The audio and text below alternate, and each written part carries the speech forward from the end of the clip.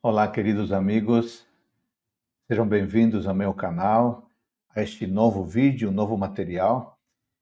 Antes de tudo, eu peço por favor que você verifique se está inscrito aqui no meu canal e também aproveite, por favor, para compartilhar o link deste vídeo.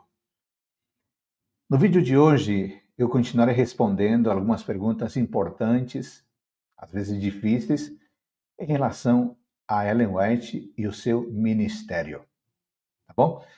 Mas eu queria hoje começar com uma oração, para que Deus nos abençoe, tanto na apresentação desse tema, quanto na compreensão de tudo o que implica o ministério profético da senhora Ellen G. White. Então, você me acompanha agora? Vamos orar. Onde você estiver, se você puder agora, feche seus olhos, vamos orar. Querido Deus, muito obrigado porque podemos, neste momento, estudar este tema tão importante, respondendo algumas perguntas em relação à vida e ministério de Ellen G. White. Eu peço uma bênção especial para quem está acompanhando este programa, a fim de que a explicação, as orientações possam ser muito úteis, para que dúvidas possam ser respondidas e, desta forma, possamos solidificar a nossa compreensão no ministério profético. Esta é a minha prece, em nome de Jesus. Queridos amigos, como eu disse no vídeo anterior, que é a parte número 1 deste tema, algumas pessoas, especialmente aquelas que não conhecem o ministério de Ellen White, não conhecem a Igreja Adventista do Sétimo Dia, essas pessoas têm dúvidas a respeito do dom profético, do dom de profecia, e têm dúvidas especialmente em relação ao dom profético como se manifestou na vida da senhora Ellen G. White. É legítimo ter dúvidas, não há nenhum problema em ter dúvidas, em ter questionamentos. Por isso, hoje eu gostaria de responder mais algumas perguntas, na mesma linha do vídeo anterior, perguntas importantes e às vezes perguntas um pouco difíceis. Então eu continuo no mesmo raciocínio do vídeo anterior. E vamos então agora para a pergunta de número 5. A pergunta é a seguinte: os assistentes literários de Ellen White escreveram seus livros? Bom, essa é uma pergunta importantíssima, porque, de fato, algumas pessoas alegam, alguns críticos alegam, que Ellen White não escreveu os livros que supostamente ela diz que escreveu. E, na verdade, quem escreveu foram assistentes literários. Agora, observe, e eu até já mostrei esse slide na semana passada, mas eu quero que você veja de novo para relembrar o endereço onde está o material. Esse é o site, você está acompanhando aqui na tela. É whitestate.org. Se você for na seção Issues and Answers, você encontrará uma página intitulada Questions and Answers about Ellen G. White. Perguntas e respostas sobre Ellen G. White. Eu até incentivo que você vá nesse site, e busque esse material. O que você vai encontrar nessa página? Nessa página você vai encontrar a explicação que eu quero agora resumidamente apresentar. E a pergunta então seria: o que era permitido às secretárias, aos assistentes literários de Ellen White, no que diz respeito aos seus escritos? Eles podiam fazer tudo? Eles podiam escrever em nome de Ellen White? Eles tinham independência total para escrever em favor de Ellen White? Bom, nós vamos descobrir que não era bem assim. Você percebe agora, no próximo slide, o seguinte: nem sempre Ellen White usou com perfeição a gramática, a pontuação e a ortografia, ou a estruturação de parágrafos e sentenças. Lembra que Ellen White frequentou muito pouco a escola. Ela não tinha uma formação literária ou a formação acadêmica sólida, completa. Ela era uma leitora, e sua biblioteca tinha um pouco mais de 1.500 livros, mas ela não frequentou formalmente escola e nem universidade. Então, é interessante que, espontaneamente, ela reconheceu sua falta dessa habilidade técnica. Em 1873, ela escreveu o seguinte em tom de lamento. Olha só. Não sou um erudito, disse ela. Não posso preparar meus próprios escritos para o prelo. Não sou especialista em gramática.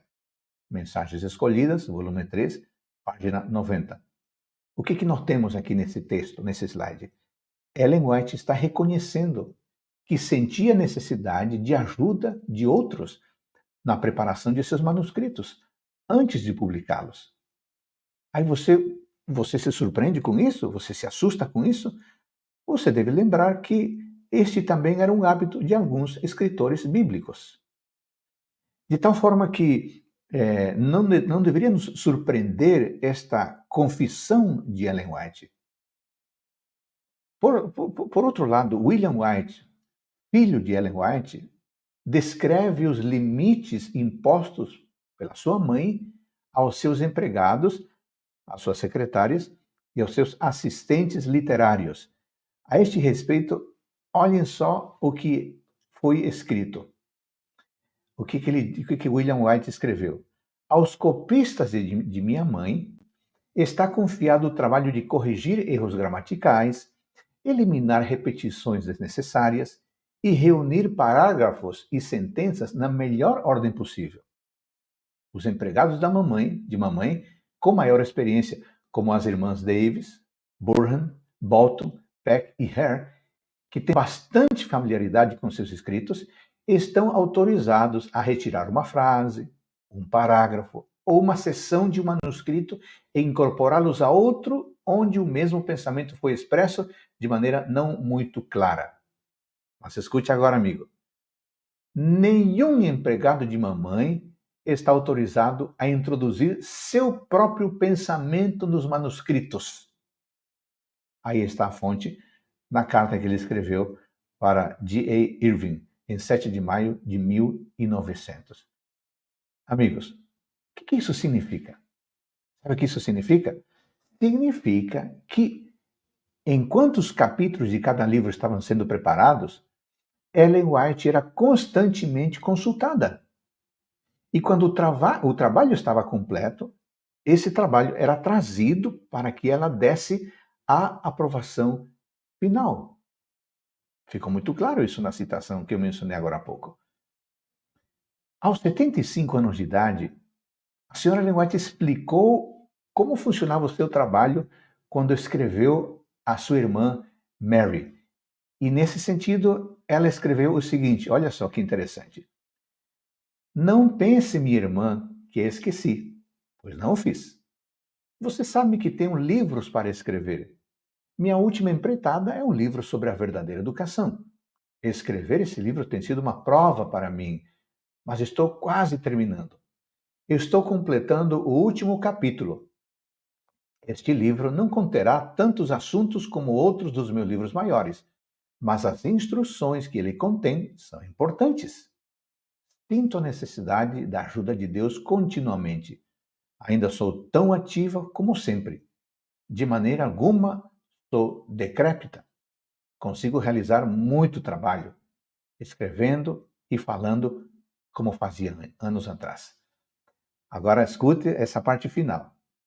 Leio aquilo que é copiado para ver se tudo está como deve.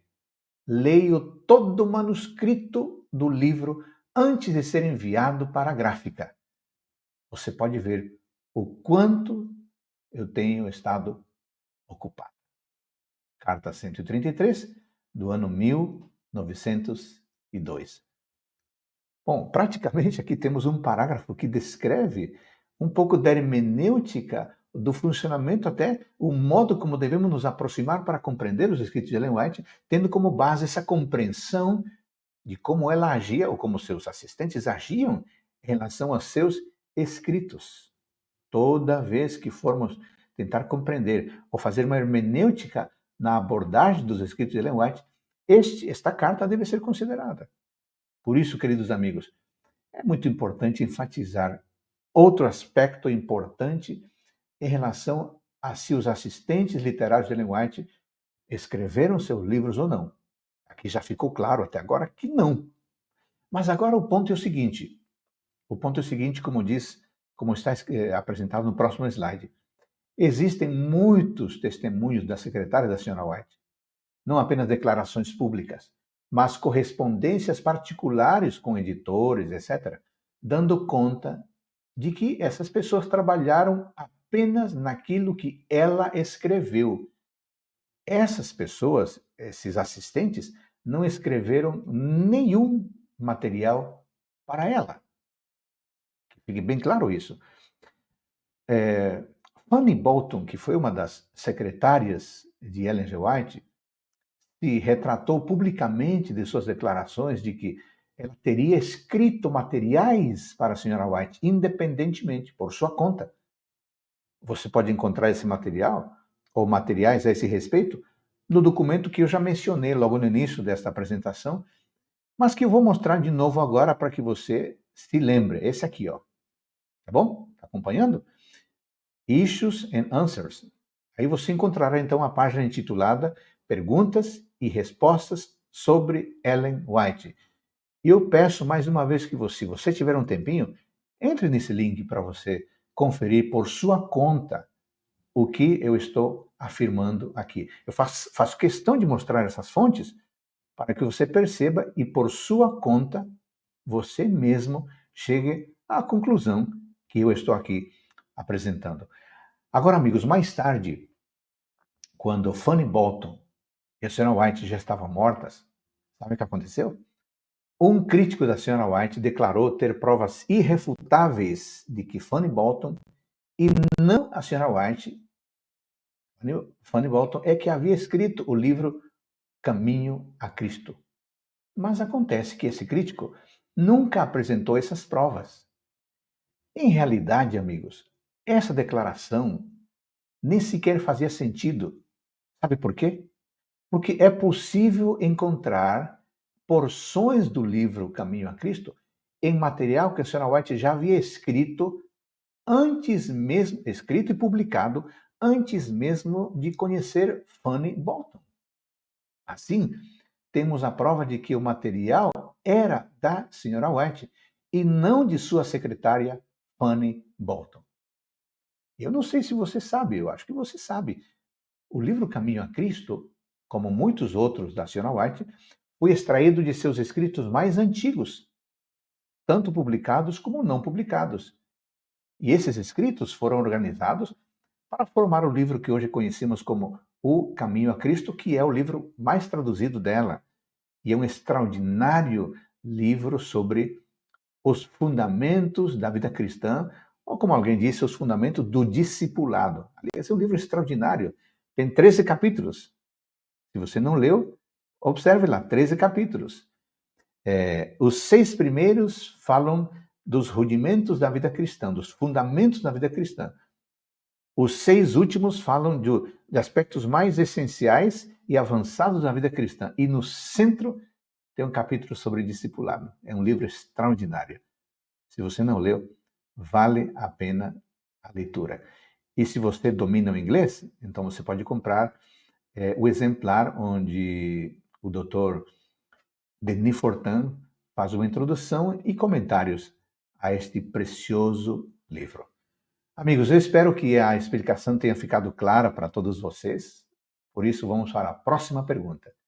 E a próxima pergunta é esta aqui, ó. Por que Ellen e Tiago White tinham, ou têm, melhor dito, um obelisco em suas sepulturas? Algumas pessoas, quando vão visitar o cemitério, lá na cidade de Battle Creek, e quando chegam até o cemitério, até o local onde está descansando o corpo de Ellen White, junto com familiares, algumas pessoas se assustam. Por quê? Porque vem nesse local um obelisco. E por causa disso, algumas pessoas têm expressado surpresa e, mais do que surpresa, preocupação ao verem um monumento no formato de um obelisco, justamente no cemitério, ou no local da família de Tiago e Ellen White.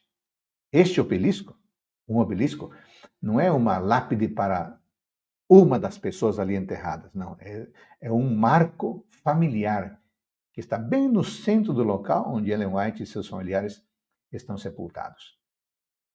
preocupação surge por causa da conexão, ou da possível conexão que existiria entre obeliscos e o culto pagão do Egito, ou outras associações questionáveis desde o ponto de vista bíblico e desde o ponto de vista cristão. Neste assunto, queridos amigos, é importante começar dizendo o seguinte, eu coloquei no próximo slide. Muitas pessoas no século XIX não consideravam isso um problema, ou seja, ter um obelisco na sua sepultura, para muitas pessoas não era problema. Os obeliscos eram marcos comuns nos cemitérios daquele tempo, do tempo de Ellen White. Nas proximidades do mausoléu da família White, por exemplo, existem algo como 20 ou 30 outras sepulturas com marcos em forma de obelisco. Um dia que você for lá, você pode constatar essa informação. Eu já estive lá diversas vezes e é isso que acontece, não é? O obelisco não aparece apenas no sítio onde está enterrada Ellen White e sua família. Aparece em outros lugares. E não é só nesse lugar em Battle Creek, em Michigan. Situação semelhante existe no cemitério de Rochester, em Nova York, onde alguns dos pioneiros do Adventismo estão sepultados. É pouco provável que toda essa gente fosse maçom, como alguns alegam, ou fossem adeptos de outras religiões antigas que adoravam ao sol como Deus. E com essas informações em mente, então nós podemos chegar a uma primeira conclusão. E a primeira conclusão, amigos, é esta aqui. Ó. O uso de obeliscos como marcos de cemitérios era apenas uma prática comum naquela época. E não era um tributo à maçonaria ou a crenças pagãs. Os adventistas daquela época pareciam estar entre os que não viam nenhum problema no uso de obeliscos. Além disso, amigos, outro detalhe muito importante deve ser aqui considerado. Recentemente, foi encontrada uma correspondência relacionada a essa questão entre as cartas de George Butler, que era o presidente da Associação Geral dos Adventistas do Sétimo Dia, quando o Tiago White morreu, em 1881, e continuou alguns anos após. Pois é, o que nós encontramos nessa carta? Preste atenção. Em 12 de fevereiro de 1884, como diz agora aqui na tela, o pastor Butler escreveu para a senhora White. E escreveu o seguinte, olha só, acompanhe comigo. O monumento de granito escuro em Battle Creek, que a senhora viu, eu o encomendei na semana passada, a pedido do seu filho Willie. Ele me disse que debitasse essa despesa em sua conta. Muito interessante essa carta. Agora, por que essa carta, esses dizeres são importantes, amigos? São importantes pelo seguinte: essa carta indica que a senhora White tinha visto o monumento escolhido e provavelmente William White também. E então ele aprovou a compra. Uma outra carta do pastor Butler para William White, em 10 de fevereiro daquele mesmo ano, 1884, nessa carta se falava do custo do monumento, com a lápide e outras pedras, dizendo que ele será erigido tão logo a senhora mande a inscrição. Então, esses documentos, amigos, mediante esses documentos, fica claro que a família White estava envolvida na escolha do monumento. Agora, é interessante que 20 anos mais tarde, em 1904, a senhora White escreveu sobre uma sugestão diferente para a lápide de Tiago White. Olha o que ela disse. Nunca, disse eu, nunca. Ele fez sozinho o trabalho de 3 homens. Nunca será colocado sobre o seu túmulo um monumento partido. Mensagens Escolhidas, volume 1, página 105. Do que será que está falando essa carta, esse documento? Bom, com esta citação, amigos, podemos conjecturar que ela estava bastante satisfeita por ter um monumento bem moldado e simétrico colocado no cemitério da família. Além disso, queridos amigos, eu gostaria de enfatizar outro aspecto em relação a este tema, e é como aparece aqui no próximo slide. A Sra. White era uma franca opositora da maçonaria. Claro, ela não concordava com a maçonaria. Como nós sabemos? Enquanto ela estava na Austrália, insistiu com um obreiro adventista que está envolvido com a maçonaria para que ele cortasse sua conexão com o movimento. Ela também aconselhou outros contra o envolvimento com ordens maçônicas. E você pode ver isso no livro, por exemplo, Evangelismo, páginas 617 a 623, ou também no Mensagens Escolhidas, volume 2, páginas 120 a 140. Portanto, queridos irmãos, queridos amigos, dizer que ela simpatizava com a maçonaria é ir contra as evidências textuais daquilo que nós temos hoje plenamente, claramente documentado. Fica totalmente claro, então, que não existe conexão entre o obelisco e a maçonaria, porque Ellen White acompanhou o processo e ela era totalmente contra a maçonaria. Mas a esta altura, alguém pode perguntar: qual a razão então para haver um obelisco no cemitério da família? Qual a razão? Por que ela pediu para colocar o obelisco? Bom, aqui temos uma resposta. E a resposta aparece agora aí para você na tela. A Sra. White não considerava o obelisco um símbolo inerente da maçonaria ou um símbolo pagão, a despeito do fato, conhecido dela ou não, de que os maçons e os adoradores do sol o haviam usado dessa maneira. Os símbolos têm o significado que as pessoas atribuem a eles. A própria cruz já foi um símbolo repugnante de opressão e crueldade de Roma, mas hoje os cristãos de todo o mundo consideram a cruz o símbolo de nossa redenção por meio de Cristo. Amigos queridos, os símbolos, você sabe, podem mudar de significado. E eu vou comentar com você aqui um exemplo muito interessante a este respeito.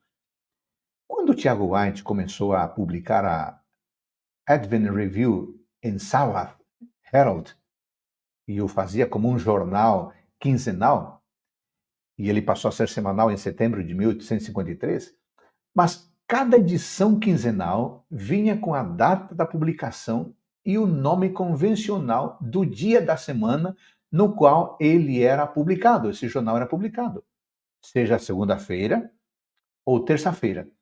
Naquela época, o dia da publicação variava mesmo, ou era segunda ou era terça. No entanto, sabe o que aconteceu? Logo ele mudou. A revista publicada na quinta-feira, Thursday em inglês, de 12 de maio de 1853, foi seguida 2 semanas depois por outra, exibindo a data de publicação como quinto dia, em inglês, Fifth Day, 26 de maio de 1853. E sabe o que aconteceu? Por várias décadas depois, o jornal designou o dia de sua publicação como o quinto dia e o terceiro dia, Fifth Day e Thursday em inglês, aparentemente por causa da preocupação com o fato de que os dias da semana teriam recebido nomes pagãos. Mas, por volta da edição de 1º de janeiro de 1880, o jornal voltou a usar os nomes convencionais dos dias da semana. Por quê? Bom, aparentemente, os nossos pioneiros decidiram que o uso daqueles nomes não comprometia a sua fé. Queridos amigos, dito isto, então podemos afirmar o seguinte agora. As pessoas que usam os nomes convencionais dos dias da semana não o fazem para expressar devoção aos deuses pagãos. Os nomes simplesmente não simbolizam mais esses deuses, a despeito do seu significado original. Bom, em português, isso não aparece, porque a gente diz domingo, mas especialmente segunda-feira, terça-feira, quarta-feira. Mas em espanhol se diz domingo, lunes, lua, martes, planeta no planeta Marte, miércoles, Mercúrio, etc. Agora, é claro que quando no mundo hispano se mencionam os dias da semana, não se está reconhecendo a divindade ou essas supostas divindades. Claro que não. Da mesma maneira, amigos, embora obeliscos possam ter comunicação ou possam ter comunicado no passado algum significado oculto lá pelo século XIX, esse significado já não era levado em conta, em consideração por muitas pessoas, exceto os próprios maçons. Claramente, a senhora White não sustentava essas crenças. Na realidade, como vimos, ela condenou o envolvimento com a maçonaria. Portanto, quando você observar um obelisco no túmulo da família White, em Battle Creek, no cemitério, não o relacione com maçonaria ou com cultos aos deuses pagãos, porque isso não faz sentido. Tá bom? Bom, espero que essa pergunta tenha ficado, a resposta tenha ficado clara para essa pergunta, e vamos para a próxima. Pergunta número 7, que é a seguinte, ó. Os livros mais importantes de Ellen White foram modificados? Poxa, essa pergunta é importantíssima. E tem muita gente que hoje questiona a confiabilidade nos livros que se publicam oficialmente sobre Ellen White. Alguns dias atrás eu estava numa igreja no Brasil, eu não vou dizer, obviamente, o lugar, nem é necessário, o que importa é o fato que eu vou mencionar. E após uma pregação, uma pessoa muito bem intencionada veio me perguntar se o livro O Grande Conflito, que estava sendo promocionado, era o livro original. Mas outras pessoas já me questionaram sobre isso. As pessoas parecem que têm esse medo, essa preocupação de que os livros, ou alguns livros mais importantes de Ellen White, tenham sido modificados. E, de novo, eu vou repetir o que disse no início. É legítimo que haja dúvidas. E nós temos que encarar essas perguntas. Agora, o fato, amigos, é que algumas pessoas realmente têm acusado a igreja. Alguns comentam, outros acusam. Alguns têm acusado a igreja adventista de fazer mudanças intencionais nos escritos de Ellen White. E eu quero agora me referir a um caso bem específico. No escritório do White State, no estado de Washington, em Silver Spring, nos Estados Unidos, no escritório então do White State estão todas as publicações originais de testemunhos para a igreja. Testemunhos para a igreja, obviamente no original em inglês. E fica evidente que as primeiras publicações, a impressão que a gente tem é que foram feitas apressadamente. E por essa razão precisaram de correções para elevar o padrão de publicação. E algumas pessoas se opõem a estas correções. Bom, a igreja, a Associação Geral dos Adventistas do Sétimo Dia, se manifestou oficialmente para expressar a sua crença de que a inspiração é estendida sobre os pensamentos do escritor e não sobre as palavras. Nós, como igreja adventista, cremos na inspiração que não alcança os detalhes. A inspiração alcança os pensamentos do escritor. A inspiração não é um ditado, não é um ditado das palavras que o escritor deve usar especificamente. Nesse sentido, a senhora White também cria nisso. E por causa de crer nisso, ela não fez objeção nenhuma às revisões de seus livros. O trabalho foi feito, em sua maioria, por Marian Davis. E você mesmo pode ver o que a senhora White escreveu para Orion Smith sobre a revisão de testemunhos para a igreja no livro Mensagens Escolhidas, volume 3, das páginas 96 a 98. Eu vou repetir. Mensagens Escolhidas, volume 3, página 96 a 98. E eu vou citar agora aqui alguns parágrafos dessas páginas. Olha só, acompanhe aqui, é muito importante esta citação. Tanto quanto possível, todo defeito devia ser removido de todas as nossas publicações. À medida que se desdobrasse a verdade e se tornasse mais difundida, devia ser exercido todo o cuidado para aperfeiçoar as obras publicadas. Onde a linguagem usada não é a melhor, quero que a torne correta e gramatical, como creio que devia ser em todo o caso em que for possível, sem destruir o sentido. Meu espírito tem se concentrado na questão dos testemunhos que foram revisados.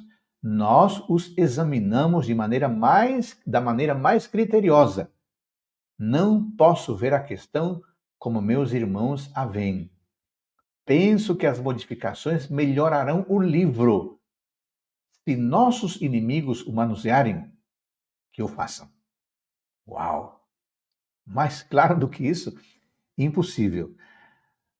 Agora, amigos, irmãos, a respeito do livro O Grande Conflito, é importante dar algumas explicações, porque o livro O Grande Conflito parece que está no centro da crítica em relação a modificações. Não, mas a edição que vale mesmo a de tal ano, essa edição de 1911, ela é duvidosa. Eu queria agora que você acompanhasse a seguinte citação. Estamos falando agora do livro O Grande Conflito, ok? Em realidade, a própria edição de 1884 já foi uma revisão. Como assim? O primeiro, O Grande Conflito da Sra. White, tinha 219 páginas e foi publicado, sabe quando? 1858. Essa edição apresentava a história desde a queda de Lúcifer até o fim dos tempos. Hoje, nós denominamos essa edição de Spiritual Gift, livro 1. A Sra. White expandiu a história dos livros 3 e 4, publicados em 1864. Durante a década de 1870, ela a expandiu ainda mais.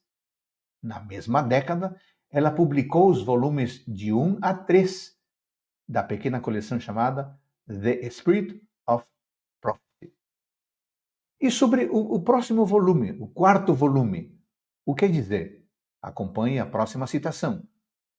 O quarto volume, todavia, não apareceu até 1884. Ele cobre o mesmo período de tempo de O Grande Conflito, só que com menos páginas e sem tantos detalhes. Quando os comportores começaram a vender esse livro para o público em geral, a Sra. White achou que seria recomendável contar a história de uma forma que pudesse ser mais compreensível para os não-adventistas. Olha que interessante.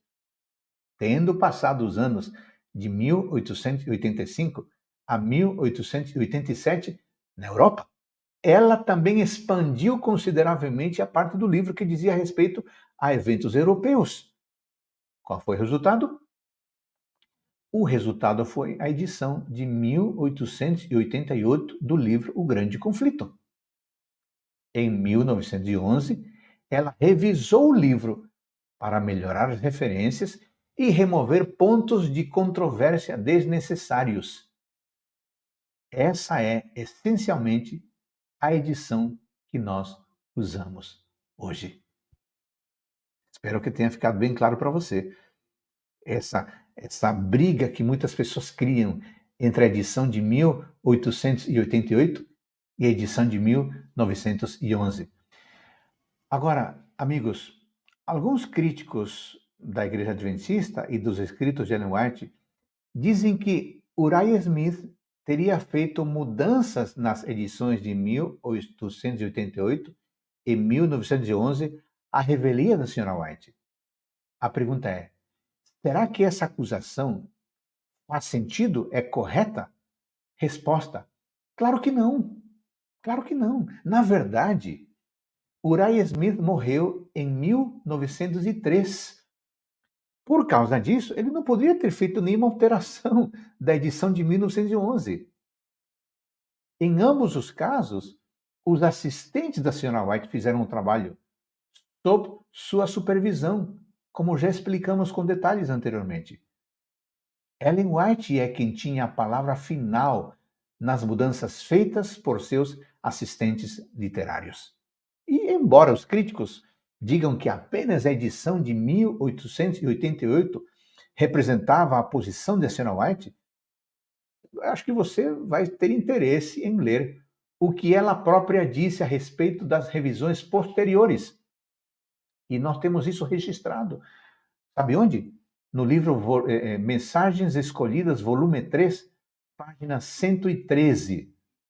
E o título desse capítulo é Ampliando a apresentação de O Grande Conflito. E eu quero que você acompanhe a leitura deste material que diz assim, ó, dessa citação que diz assim: na preparação deste livro, falando do Grande Conflito, foram empregados obreiros competentes e investiu-se muito dinheiro para que o volume pudesse ser apresentado ao mundo na melhor forma possível.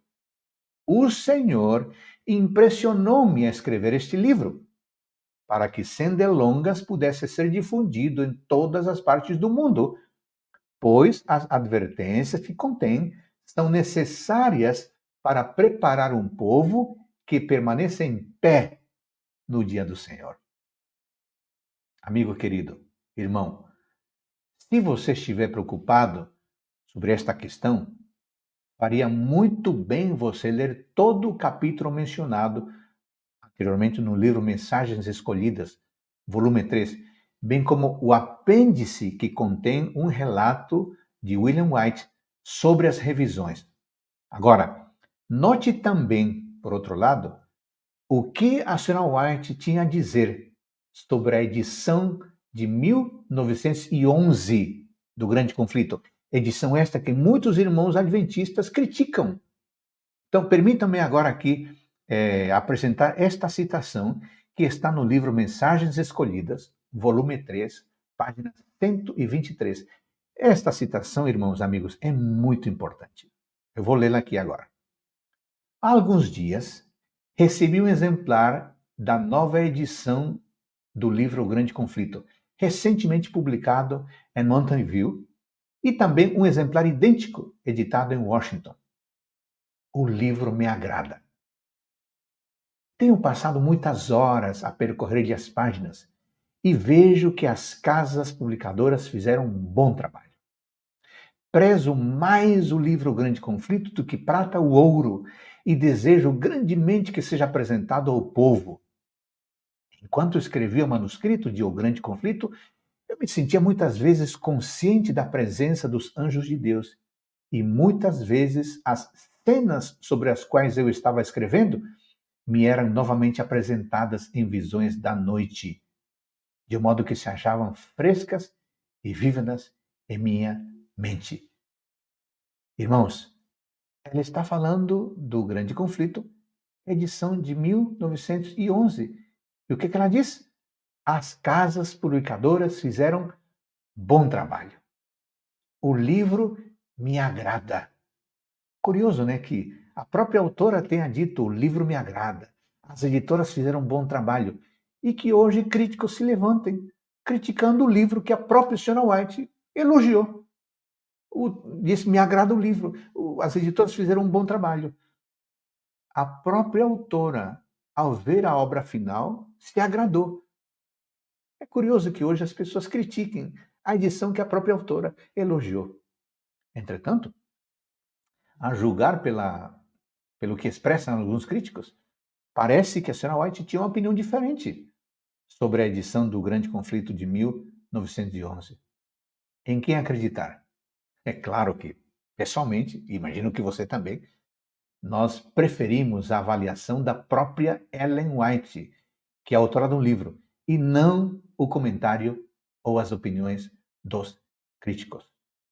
E por falar em revisões, irmãos queridos amigos, em 1950, o comitê do White State votou não conferir limites de tempo às citações com datas.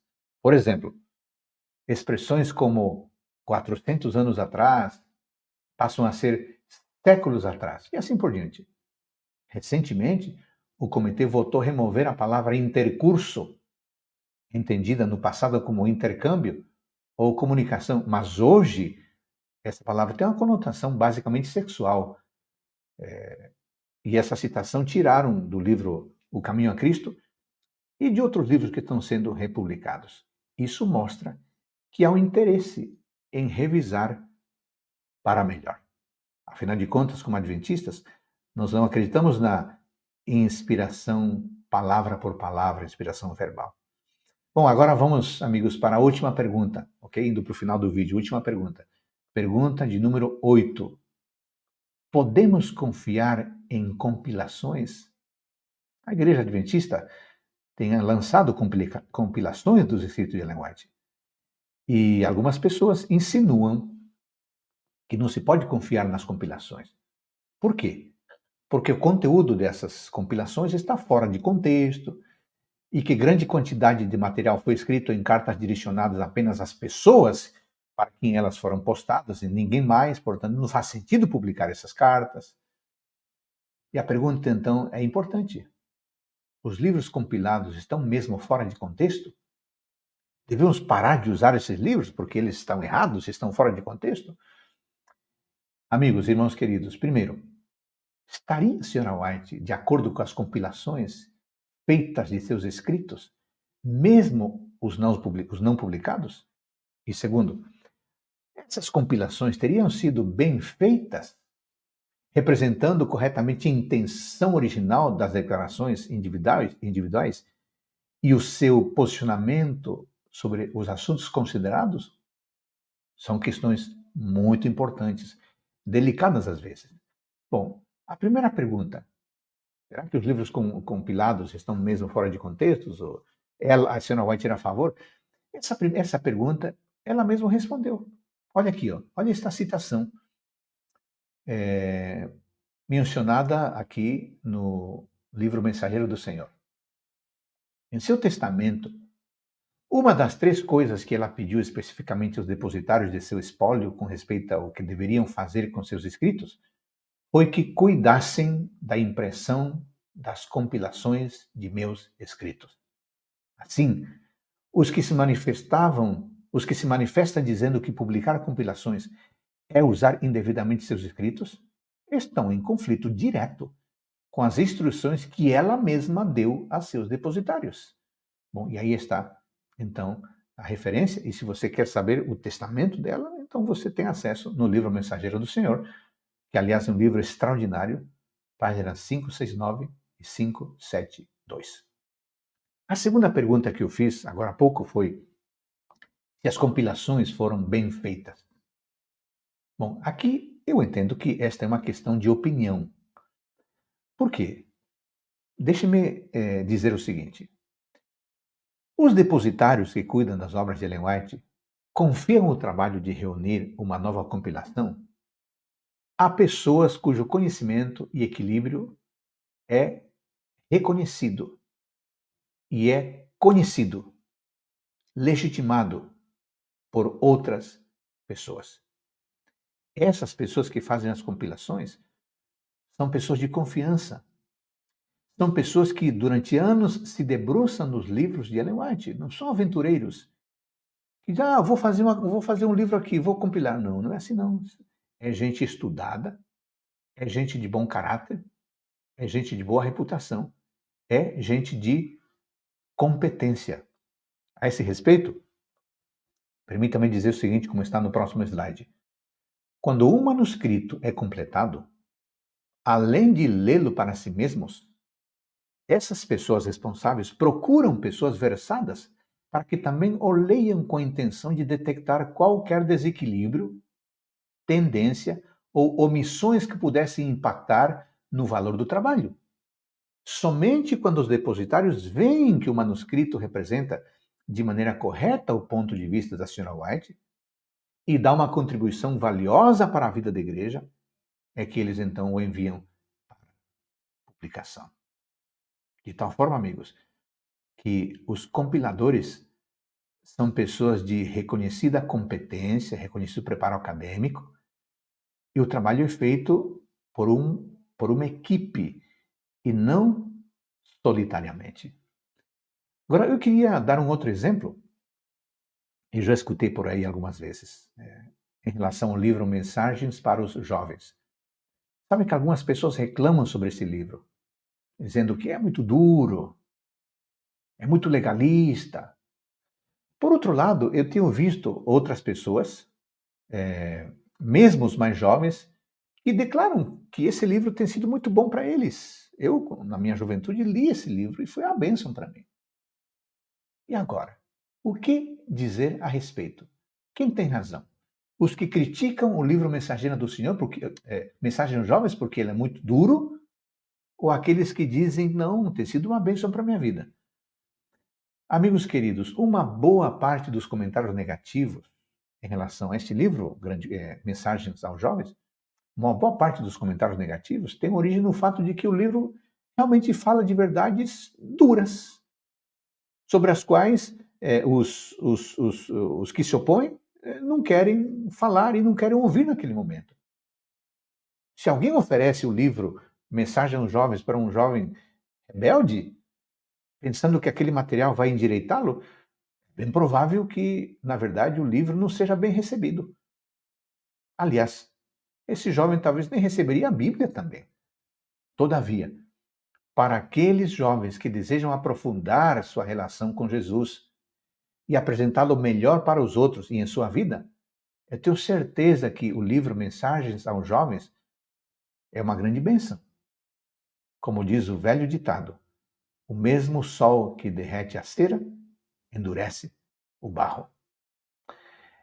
Ellen White incluiu no livro Testemunhos para a Igreja, na coleção, certas cartas escritas para pessoas de seu relacionamento, que ela conhecia, pois ela havia recebido instruções divinas de que o conselho dado a uma pessoa poderia beneficiar outra.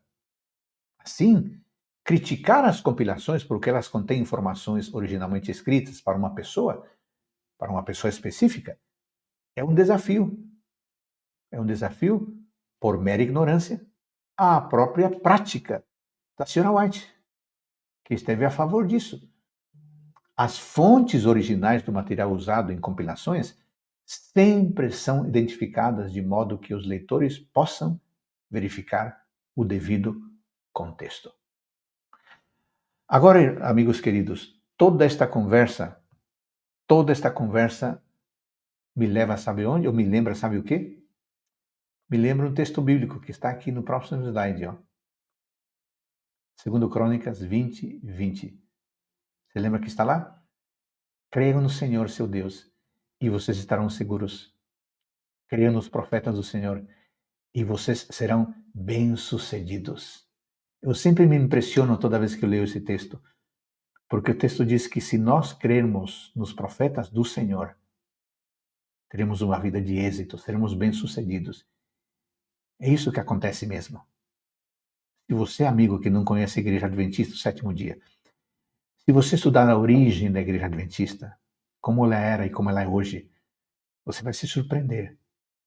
E em grande medida isso acontece porque nós, como igreja, acreditamos no dom profético bíblico e, consequentemente, acreditamos no dom profético de Ellen G. White.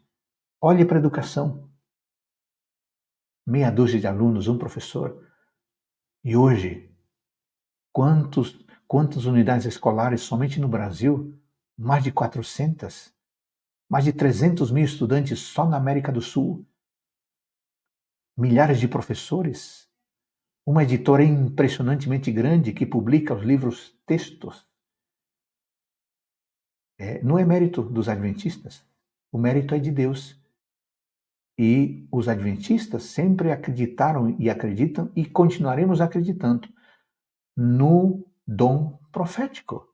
Nós sim cremos que crer nos profetas do Senhor permite com que nós sejamos bem-sucedidos. E eu falei da educação, eu poderia falar da saúde, da comportagem, etc. Muito bem, querido amigo. Eu espero que as perguntas de hoje e as respostas tenham sido esclarecedoras para você. Você pode voltar esse vídeo quantas vezes você quiser. Verifique se você já está inscrito no meu canal. E por gentileza, reparta este link com pessoas que têm dúvidas. E eu repito, ter dúvidas é legítimo. Não é pecado ter dúvidas. Temos que buscar respostas em lugar seguro. E eu termino dizendo, fazer um pedido para você. Eu peço que antes de você formar uma opinião a respeito da senhora White ou a respeito da Igreja Adventista do Sétimo Dia, leia os livros da igreja. Leia os livros da senhora White com muita atenção. E, por favor, cuidado com materiais, sejam livros, sejam revistas, artigos, sites, blogs. Cuidado com materiais que estão preocupados em mostrar coisas ou informações diferentes, estranhas, novas verdades, mas que têm o velho objetivo de minar a confiança na Bíblia e na mensageira do Senhor. Se você ler os livros de Ellen White, você verá que ela de fato foi uma mensageira do Senhor para os nossos tempos. Eu desejo que Deus abençoe você, a sua família, e eu aproveito para agradecer ao meu amigo pastor Júlio, que sempre me ajuda na produção desse material, na produção técnica desse material. E eu desejo que Deus abençoe a todos nós. Nós começamos com uma oração e eu queria terminar com uma outra oração. Feche seus olhos, oremos. Querido Deus, obrigado por esse tempinho que tivemos para tratar dessas questões. Que o Espírito Santo tome esses argumentos, essas citações e traga conforto, traga resposta a mentes que têm dúvidas, mentes sinceras que querem respostas. E que tudo isto possa fortalecer a nossa confiança no dom profético da Bíblia e também no dom profético da senhora Ellen White. Esta é a minha oração e já a minha gratidão. Em nome de Jesus. Amém. Queridos amigos, obrigado pela atenção. Eu espero você num próximo vídeo. Até lá.